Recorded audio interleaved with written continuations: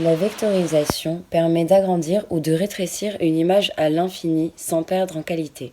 Elle est ainsi complètement différente de l'image bitmap qui, elle, est constituée de pixels. Pour vectoriser votre image, il va falloir tout d'abord l'ouvrir dans Illustrator. Elle va s'afficher à sa taille réelle par rapport au plan de travail qui est un A4. Donc on peut voir ici que c'est une image qui est toute petite. Donc il va falloir venir zoomer dessus pour pouvoir travailler avec. Puis, la sélectionner à l'aide de la flèche noire. On peut voir que sur la barre d'outils supérieure, il y a déjà des commandes permettant de vectoriser l'image.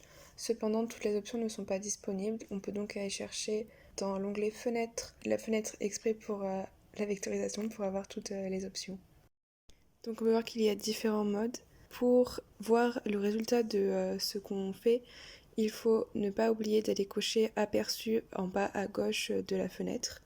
Par défaut, la vectorisation va se faire en noir et blanc, mais dans l'onglet Mode, vous pouvez changer pour passer en niveau de gris ou en couleur.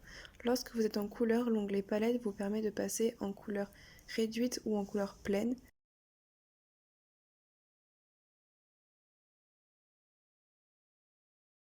Puis avec la petite barre en dessous, pouvoir choisir le nombre de couleurs que vous voulez avoir. Plus le nombre de couleurs sera élevé, plus il y aura de points, car l'image se veut le plus fidèle possible. Il est aussi possible d'augmenter les angles. Plus on augmente, plus les angles seront grands. Et il est aussi possible d'augmenter le bruit pour ignorer ou non certaines zones de pixels. Le but est d'ensuite jouer avec ces paramètres pour trouver le meilleur résultat. Donc ici, le noir et blanc marchait très bien au début, donc il suffit de jouer sur quelques paramètres pour que le tracé soit bon. Une image vectorisée est constituée de points d'ancrage. Moins il y a de points, mieux c'est, puisque les tracés seront plus lisses. Un tracé satisfaisant peut ainsi être décomposé. Ainsi, on sélectionne l'image à l'aide de la souris blanche pour supprimer les zones non voulues. Elle permet de modifier les tracés si jamais la rectification de ceux-ci est nécessaire.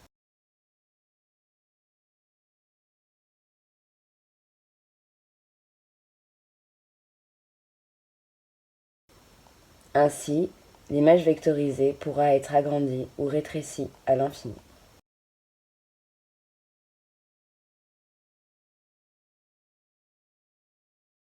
L'image vectorielle permet donc de gagner en qualité à partir d'un fichier de très basse qualité. Cependant, la vectorisation ne s'applique qu'à des formes simples ou à des aplats, ici la lettre O, puisqu'elle transforme les pixels en coordonnées et vecteurs.